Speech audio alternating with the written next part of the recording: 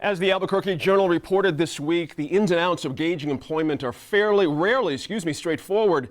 A lower unemployment rate, for example, could mean a booming economy or a workforce that's frankly given up.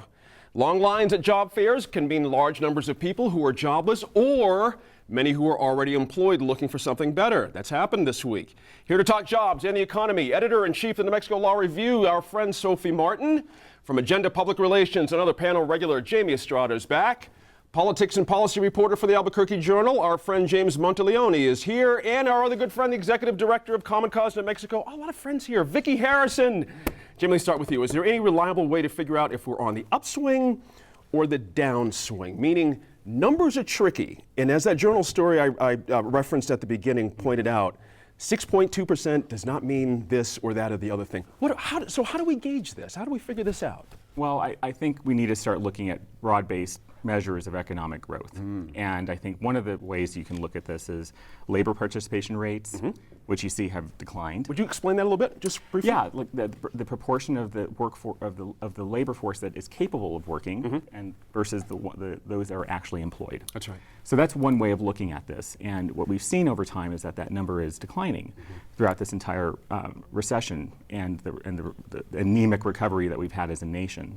And so that's one way of looking at that. And I think it goes a little bit deeper than just a blunt number, like this is your unemployment rate for your state at this month, because those are lagging indicators, and they just really don't consider the fact that there's a lot of people that are underemployed, or those that would desire to work but have given up. And so that's what we're really seeing when we see those long lines at all of these job fairs and whatnot. It's interesting. You know, James, one of the things that came out in that McClatchy piece you guys read in the Journal was the astounding number of how many adults are just not working currently. Just not at all. High percentage, almost 40 some odd percent. It's just, it's an incredible circumstance we're in. Yeah, I mean, so we're in a situation where I think that it's, you know, we look at the so-called unemployment rate. I mean, it's not the so-called, it is the unemployment. Sure, I mean, 6.4% unemployed in Albuquerque. And I think, and we imagine that there's just some small group in our community that isn't working. But when you look at it from the standpoint of all things taken into consideration, only 58% of the working age adults have jobs. I mean, that means that there's 42% that are sitting at home or doing something else that they maybe would otherwise prefer not to. That's right. And it really is an astounding number, and it's a lot harder to kind of brush off that number than 6.4%. That doesn't sound like a lot. That's right. Additionally in there, Sophie, is the categories that are that have shed jobs, in the last 4 years have no sign yet of bringing some back. A couple have. But construction in particular, there's an interesting theory here that I've heard people who follow Las Vegas and Nevada economics. They rely a lot on construction as well. Yes. It's a very dangerous game. Have we reached an end of that, or has our building boom? Well, our housing market has has had some ups and downs, and there was a very brief improvement in our housing market, and unfortunately, it seems to have stalled again. We've had a little bit of a stall in our housing market again. You know, it's interesting that you bring up Nevada. Nevada's economy was so heavily dependent on construction, and when the housing crisis hit there, so many empty homes, the foreclosure crisis hit that place hard. We really have not seen the kind of heartache and the kind of economic crisis that Nevada, Arizona, some of the other states have seen. But we really are not recovering in the way that we would like to see, and our construction jobs have not come back. You know, that sector is a sector that really could be improved by some investment by our government into infrastructure. I mean, we really could be investing in construction in terms of government buildings, low-income housing. We could be improving schools, we can be improving roads, et cetera, and putting some of that sector back to work. But because we have not a great budget situation for our own state, and we haven't chosen to spend kind of rainy day funds or increase our tax revenues in order to invest there, we're not putting that group back to work. I think that's one area that around this table we've talked about, like it would be great to be able to invest there. Sure, interesting, yeah. Vicki, good to see you again. Thank you for coming by.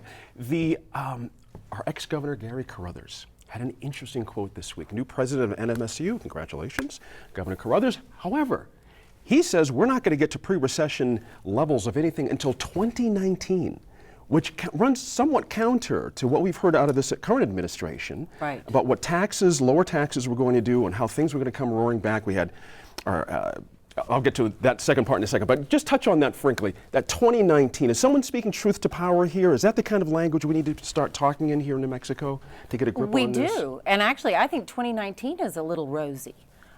We have not bounced back, as was just said, you know, the way we thought we were going to bounce back on some of this. And, you know, we have seen a little bit of growth in the construction industry, little bit in the restaurant tourism industry, but those are a couple of things that we actually spend money on. Our tourism department has been doing great, and one of the port projects that legislators can fund is construction. So those, you know, that doesn't really give us much hope there. But And we're also lost. We're not doing anything for professional services, professional endeavors. We're not getting any traction there. And that's the part that seems like the concern. Your thoughts on that well, one? that is a huge stalling point because you can't just pick and choose parts of the economy you're going to invest in when everybody is suffering. You're going to end up behind on that. And I think that, you know, when we talk about, again, the housing market, that makes a really good point. We're starting to see houses go up, but I know I see plenty of subdivisions that are still completely empty. So I'm wondering, you know, again, I live out in Rio Rancho, and there's all kinds of construction starting, and I'm going, wait a minute,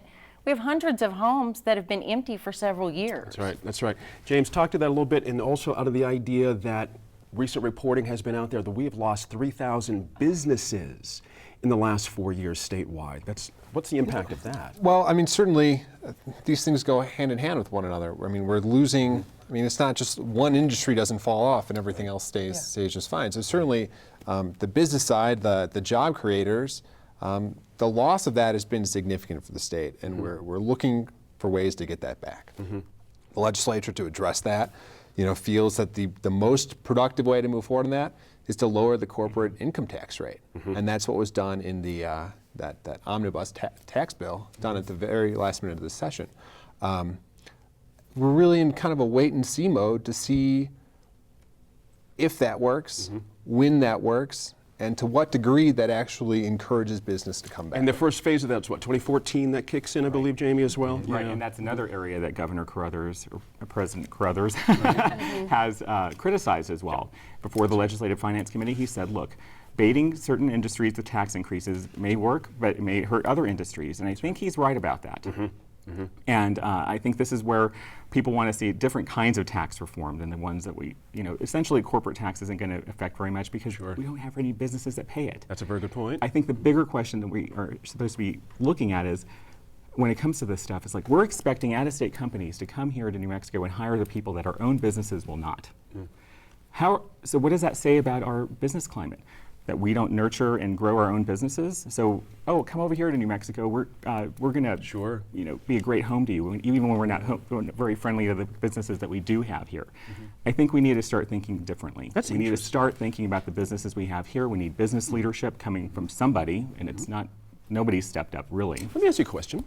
What did you make of our Economic Development Secretary touting the upcoming drone economy as a possibility for New Mexico? He was going off of an article that came out from one of the national publications last week naming New Mexico one of 5 states.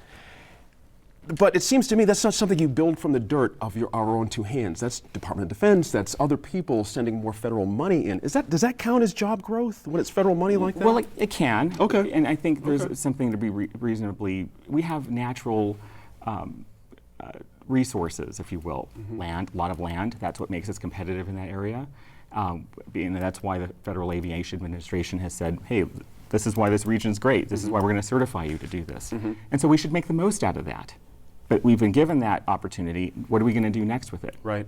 But Sophie, my question on Jamie's follow-up on that is, does that take a certain edge off of our knife, meaning chasing private sector money you know what I mean? When you put your energies in an upcoming economy that's driven by the Department of Defense and others, does that dull our blade a little bit? Well, I mean, I think one of the challenges there is that we have an administration in this state that has really beat the drum over this idea that we shouldn't constantly chase government dollars. And then we have a project that comes up that sounds quite rosy potentially, but it also sounds dependent on government dollars. And so I think that we've got kind of competing messages there. Could we do quite well with the drone program? Potentially. I mean, we don't have, from what I understand, we don't have contracts in hand. But I don't see the diversification there that we've all been talking about. You know, one thing I'd like Can I to, interrupt yeah, you? go I'm ahead. so sorry because I want to slip No, in, yeah. Jim, before we move on in this subject. Could you follow up on that real quick, and we're going to end the segment with you there? I think it's probably worth noting that the climate in Washington right now means that federal money is not dependable. You know, New Mexico wakes up one day and learns that we're going to lose $26 million in oil and minerals royalties. Right. The money coming from the federal government is not dependable, and the Senator Martinez's administration has been repeatedly saying we need to try and find another way. It seems to be backtracking to say, well, maybe we can get federal See, that's where I'm government getting money at on there. drones. Exactly. It doesn't seem creative about it. The creative ideas that you're looking for, we're all looking for. That doesn't happen when you're talking about a new federal program. So we'll have to wait and see on this one. In a moment, we'll look west to Cibola and McKinley counties where there may be soon hundreds of jobs in the uranium mining business, but at what cost?